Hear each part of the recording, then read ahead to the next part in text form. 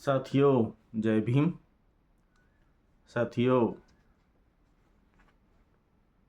बाबा साहब द्वारा लिखित पुस्तक वेटिंग फॉर ए वीज़ा यानी वीज़ा की प्रतीक्षा में, इसके 5 भाग मैं इससे पहले अपने इसी चैनल पर अपलोड कर चुका हूँ। चलिए शुरू करते हैं। भाग 6। हिंदुओं से कितने अलग हैं वे। हिंदू लोग हिंदुओं के रूप में ना सही पर इंसानों के रूप में उनके प्रति कितना आदर, कितना लिहाज दिखाते हैं। इन प्रश्नों का उत्तर दिए बिना आप अछूतों के जीवन का पूरा चित्र नहीं देख सकते। जो व्यक्ति उत्तर पाने के लिए गंभीर है, उसके लिए उत्तर उपलब्ध है भी। कठिनाई बस यह है कि इसे कैसे प्रस्तुत किया जाए। इसे प्रस्तुत करने के 2 तरीके हैं। या तो इसे वक्तव्य के रूप में प्रस्तुत किया जाए या फिर उदाहरणों के माध्यम से। मैं दूसरा माध्यम अपनाऊंगा। मैं अधिक उदाहरण देकर पाठकों को उबाना नहीं चाहता। मैं केवल कुछ ऐसे उदाहरण ही रखूंगा जो अत्यंत प्रभावी हैं। पहला उदाहरण मद्रास राज्य से है। सन 1909 में मद्रास उच्च न्यायालय में माननीय वेंकट सुब्बा रेड्डी और अन्य की ओर से एक अपील दाखिल की गई। ये सभी हिंदू थे। यह अपील शिकायतकर्ता और उसके पक्ष के लोगों के लिए बाधा खड़ी करने के लिए भारतीय दंड संहिता की धारा 339 के अधीन मजिस्ट्रेट के हाथों उन्हें आरोपित किए जाने के निर्णय के विरुद्ध थी। शिकायतकर्ता पक्ष के लोग सवर्ण हिंदू थे। मद्रास उच्च न्यायालय के इस निर्णय में मामले के तथ्यों और हिंदुओं के मुकाबले अछूतों की स्थिति को बड़े प्रभावशाली ढंग से प्रस्तुत किया गया है। इसलिए यह फैसला उद्धृत करने योग्य है। यह इस प्रकार है। अपीलकर्ताओं को अनुचित ढंग से रोकने के लिए आरोपित किया गया है कि उन्होंने सार्वजनिक सड़क पर एक मंदिर के क्षेत्र में कुछ शूद्रों को खड़ा किया कि वे शिकायतकर्ता को मंदिर से एक जुलूस सड़क पर ले जाने से रोकें। यह बात सामने आई है कि शिकायतकर्ता ने इस भय से जुलूस नहीं निकाला कि अगर वह शूद्रों के पास से निकला तो वह अपवित्र हो जाएगा, और आरोपी ने द्वेष भाव से शूद्रों को सड़क पर केवल उस उद्देश्य से खड़ा किया कि वह शिकायतकर्ता को वहां जाने से रोकें जहां जाना उसका अधिकार है। हम नहीं सोचते कि अभियुक्तों ने अनुचित अवरोध लगाने का अपराध किया है। हमारी राय में यह कृत्य धारा 339 के अधीन अवरोध का मामला नहीं था। शूद्र लोग कोई अवरोध नहीं थे। वस्तुतः शिकायतकर्ता को उनके पास से होकर अपना जुलूस ले जाने में कोई प्रतिबंध नहीं था, और वे जहां थे वहां होना उनका अधिकार था, और यह संकेत नहीं दिया गया है कि उनकी उपस्थिति वहां शारीरिक चोट पहुंचाने या ऐसा कोई भय पैदा करने के उद्देश्य से थी कि शिकायतकर्ता के साथ कुछ होगा सिवाय उनकी उपस्थिति से जुलूस के अपवित्र होने के। शूद्रों की उपस्थिति में नहीं, बल्कि स्वयं शिकायतकर्ता की उनके पास जाने की अनिच्छा ने उसे वहां जाने से रोका जहां उसे जाना था।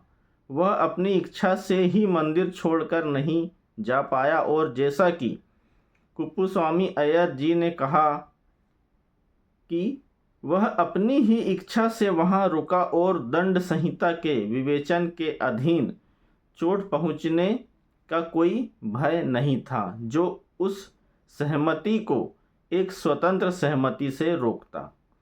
यदि ऐसा नहीं होता तो शिकायतकर्ता की स्थिति में किसी भी व्यक्ति की किसी भी शूद्र के विरुद्ध अनुचित अवरोध की शिकायत उचित ठहरती, जो अपने काम में सार्वजनिक सड़क पर वैध ढंग से उपस्थित होते हुए उस समय वहाँ से हटने से मना कर देता। जब उससे दूर हट जाने को कहा जाता, यह जानते हुए भी कि यदि वह वहीं उपस्थित रहा तो शिकायतकर्ता अपवित्र होने के डर से उसके पास से निकल नहीं पाएगा। यह स्पष्ट है कि ऐसे मामले में कोई अनुचित अवरोध नहीं होता और हम सोचते हैं कि इस बात से कोई अंतर नहीं पड़ता कि शूद्रों को वहां अभियुक्त के रूप में खड़ा किया था। शूद्रों को अभियुक्त ने खड़ा किया था। इसलिए हम इस दोष सिद्धि और सजा को निरस्त करते हैं और यह आदेश देते हैं कि यदि कोई जुर्माना लिया गया है तो उसे वापस कर दिया जाए। यह मामला अत्यंत प्रकाशदायी है। इस मामले में दो पक्ष थे। वेंकट सुब्बा रेड्डी एक पक्ष का नेता था। दोनों ही पक्ष सवर्ण हिंदू थे। इन दोनों पक्षों के बीच झगड़ा एक जुलूस निकालने के अधिकार को लेकर था। वेंकट सुब्बा रेड्डी अपने विरोधियों को जुलूस निकालने से रोकना चाहता था और उसे यह पता नहीं था कि वह यह कैसे करे।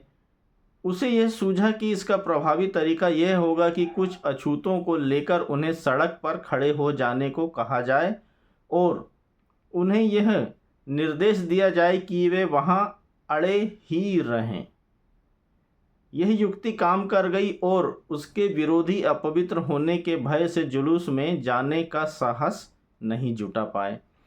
यह अलग मामला है कि मद्रास उच्च न्यायालय ने अपने निर्णय में यह माना कि शूद्रों को सड़क पर खड़ा करना कानूनी अर्थ में अवरोध नहीं है। सच्चाई फिर भी यही है कि शूद्रों को वहां उपस्थिति मात्र ही हिंदुओं को भगाने के लिए पर्याप्त थी।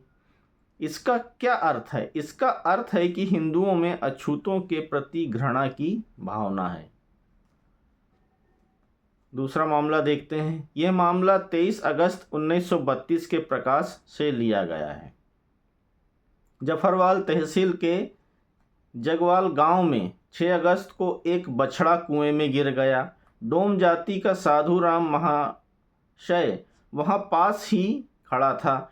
वह तुरंत पानी में कूदा और उसने बछड़े को अपने हाथों में ले लिया। 3-4 लोग मदद के लिए आ गए और बछड़े को कुएं से निकालकर सुरक्षित बचा लिया गया। लेकिन इस बात पर गांव के हिंदुओं ने हो हल्ला मचा दिया कि उनके कुएं को साधु राम ने अपवित्र कर दिया है और उन्होंने उस बेचारे व्यक्ति को प्रताड़ित किया। अच्छा हुआ जो एक बैरिस्टर वहां आ गए। उन्होंने उन लोगों को जमकर फटकार लगाई जो साधु राम को सता रहे थे और इस तरह वे होश में आए। इस तरह उस आदमी की जान बची, नहीं तो कौन जानता है उसका क्या हाल हुआ होता। इसमें महत्वपूर्ण क्या है? एक अछूत द्वारा बछड़े को बचाते हुए कुएं का अपवित्र हो जाना या बछड़े की मौत और कुएं को अछूत के हाथों अपवित्र होने से बचाना। हिंदुओं की दृष्टि में बेहतर यह होता कि भले ही बछड़ा मर जाता, लेकिन बछड़े को बचाने के उद्देश्य से सही, पर अछूत कुएं को अपवित्र ना करता। तीसरा मामला देखते हैं। इसी प्रकार का एक और मामला 19 दिसंबर 1936 के बॉम्बे समाचार में मिलता है। कालीकट के एक कलाड़ी नामक गांव में एक जवान औरत का बच्चा एक कुएं में गिर गया। उस औरत ने शोर मचा दिया, लेकिन वहां उपस्थित लोगों में से किसी का कुएं में उतरने का साहस नहीं हुआ। वहां से निकल रहा एक अजनबी व्यक्ति कुएं में कूद गया और उसने बच्चे को बचा लिया। बाद में जब लोगों ने उस अजनबी से उसके बारे में पूछा तो उसने कहा कि वह तो अछूत है। यह सुनते ही उसका धन्यवाद करने की बजाय उस आदमी को खूब गालियां दी गई और जमकर पीटा गया, क्योंकि उसने कुएं को अपवित्र कर दिया था। चौथा मामला। एक अछूत व्यक्ति किसी हिंदू के लिए कितना अपवित्र और संगति के अयोग्य हो सकता है, यह जुलाई 1937 के लखनऊ के आदि हिंदू में प्रकाशित इस घटना से स्पष्ट हो जाता है। मद्रास होम्स कंपनी का एक कर्मचारी जो स्वयं को ऊंची जाति का बताता था, हाल में मर गया। जब शमशान भूमि में उसकी चिता को अग्नि दी गई तो उसके मित्रों और संबंधियों ने उस पर चावल फेंके। अफसोस कि इन मित्रों में एक अछूत भी था जो मद्रास का आदि द्रविड़ था, वह भी चावल फेंकने में शामिल हो गया। इस पर सवर्ण हिंदुओं ने उसे चिता को अपवित्र करने के अपराध के लिए फटकार लगाई। इससे तनातनी हो गई और 2 लोगों के पेट में छुरे घोंप दिए गए। उनमें से एक ने अस्पताल पहुंचते ही दम तोड़ दिया, जबकि दूसरे की हालत चिंताजनक बताई जाती है। 5वां मामला देखते हैं। यहाँ एक घटना पेश की जा रही है जो इससे भी अधिक प्रभावपूर्ण है। 6 मार्च 1938 को कासरवाड़ी, दादर, मुंबई में भंगियों की एक बैठक हुई जिसकी अध्यक्षता इंदुलाल यादनिक ने की। एक भंगी लड़के ने इस बैठक में अपना अनुभव इन शब्दों में बताया। मैंने वर्नाकुलर फाइनल परीक्षा 1933 में पास की। मैंने 4वीं क्लास तक अंग्रेजी पढ़ी है। मैंने अध्यापक के पद के लिए बम्बई नगर पालिका की स्कूल समिति में आवेदन किया, लेकिन रिक्त स्थान न होने के कारण मैं असफल रहा। फिर मैंने तलाती यानी ग्राम पटवारी की नौकरी के लिए पिछड़ा वर्ग अधिकारी अहमदाबाद को आवेदन किया और मैं सफल हो गया हूँ। 19 फरवरी 1936 को मेरी नियुक्ति खेड़ा जिला के बोरसाड़ तालुका के मामलातदार के कार्यालय में तलाती के रूप में हो गई। मेरा परिवार यद्यपि मूल रूप से गुजरात का रहने वाला है, तथापि मैं गुजरात पहले कभी नहीं गया था। यह वहाँ जाने का मेरा पहला ही अवसर था।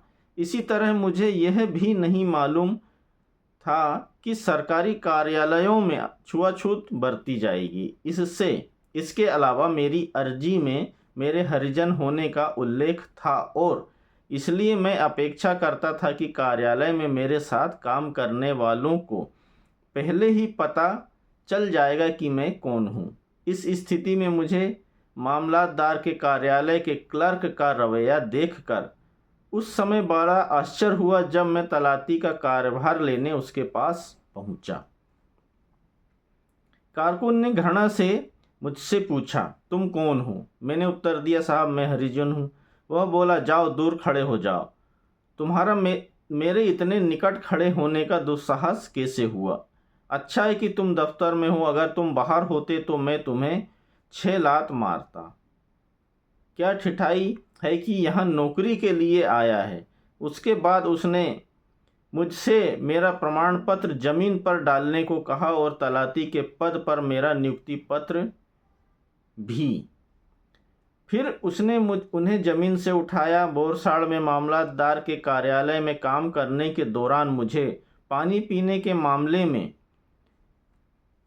बहुत कष्टों का सामना करना पड़ा। कार्यालय के बरामदे में पीने के पानी के कनस्तर रखे हुए थे।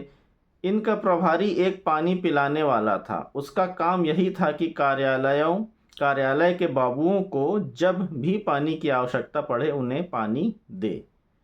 पानी पिलाने वाले की अनुपस्थिति में वे स्वयं वहाँ से पानी लेकर पी सकते थे। मेरे लिए यह असंभव था। मैं पानी के कनस्तरों को छू नहीं सकता था क्योंकि ऐसा करने से पानी अपवित्र हो जाता। इसलिए मुझे पानी पिलाने वाले की दया पर निर्भर रहना होता था। मेरे लिए वहाँ एक जंग लगा छोटा सा बर्तन रखा था। मेरे सिवाय इसे कोई और छूता या धोता नहीं था।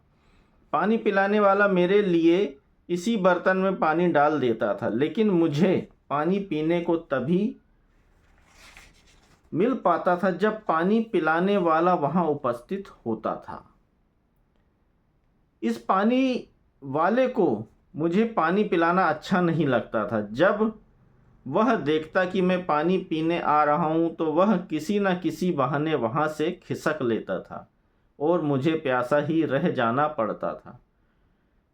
ऐसे दिनों की गिनती कम नहीं थी जब मुझे पीने को पानी नहीं मिलता था। ऐसे ही कष्टों का सामना मुझे निवास स्थान के मामले में भी करना पड़ा। बोरसाड़ में मैं अजनबी था, कोई सवर्ण हिंदू वहाँ मुझे मकान देना नहीं चाहता था।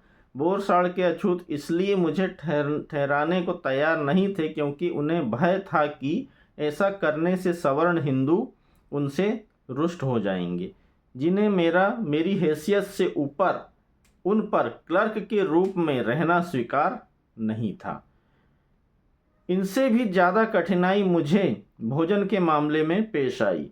ऐसी कोई जगह या व्यक्ति नहीं था जहाँ से मुझे भोजन मिल पाता, इसलिए सुबह शाम मैं भाजी खरीद कर गाँव के बाहर किसी एकांत स्थान में उसे खा लेता था और फिर आकर रात में मामलतदार के कार्यालय में बरामदे में खड़ंजे में ही सो जाता था। इस तरह मैंने 4 दिन काटे। यह सब मेरी सहन शक्ति के बाहर हो गया। तब मैं अपने पैतृक गांव जैंत्राल में रहने चला गया। यह बोरसाड़ से 6 मील की दूरी पर था। इस तरह मुझे रोज़ 11 मील चलना होता था। यह सिलसिला 1.5 महीने तक जारी रहा। उसके बाद मामलतदार ने मुझे एक तलाती के पास काम सीखने के लिए भेज दिया। यह तलाती 3 गांव जैत्राल, खाफुर और सेजपुर का प्रभारी था। जैत्राल उसका मुख्यालय था। जैत्राल में इस तलाती के पास में 2 महीने तक रहा। उसने मुझे कुछ भी नहीं सिखाया और मैं एक बार भी गांव के कार्यालय में नहीं घुसा। गांव का मुखिया तो मुझसे खास तौर पर बैर रखता था। एक बार उसने कहा था, तुम्हारा बाप तुम्हारा भाई भंगी है जो गांव के दफ्तर में झाड़ू लगाते हैं और तुम हमारी बराबरी करके दफ्तर में बैठना चाहते हो। संभल कर रहो, बेहतर तो यही होगा कि तुम यह नौकरी ही छोड़ दो। एक दिन तलाती ने गांव की आबादी की तालिका तैयार करने के लिए मुझे सेजपुर बुलाया। जैंत्राल होते हुए मैं सेजपुर चला गया। उस समय मुखिया और तलाती गांव के दफ्तर में कोई काम कर रहे थे। मैं वहां जाकर कार्यालय के द्वार के पास खड़ा हो गया और उन्हें नमस्कार किया, लेकिन उन्होंने मेरी ओर कोई ध्यान नहीं दिया। मैं 15 मिनट तक बाहर ही खड़ा रहा। मैं जिंदगी से पहले ही तंग आ चुका था। इस उपेक्षा और अपमान से मैं भड़क उठा। मैं वहां पड़ी एक कुर्सी पर ही बैठ गया। मुझे कुर्सी पर बैठा देख मुखिया और तलाती चुपचाप वहां से निकल गए।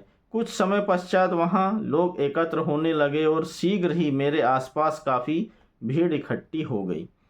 भीड़ की अगुवाई गांव की लाइब्रेरी का लाइब्रेरियन कर रहा था। मेरी समझ में यह नहीं आया कि एक पढ़ा लिखा आदमी इस भीड़ की अगुवाई क्यों कर रहा था। बाद में मुझे पता चला कि वह कुर्सी उसी की थी। वह मुझे भद्दी भद्दी गालियां देने लगा। रावनिया गांव के नौकर को संबोधित करके वह बोला, इस गंदे भंगी के पिल्ले को कुर्सी पर किसने बैठने दिया। रावनिया ने मुझे कुर्सी से उठा दिया और मुझसे कुर्सी झपट कर ले गया। मैं जमीन पर ही बैठ गया। फिर भीड़ गांव के कार्यालय में घुस आई और चारों ओर से मुझे घेर लिया। यह एक उग्र भीड़ थी जो गुस्से के मारे फटी जा रही थी।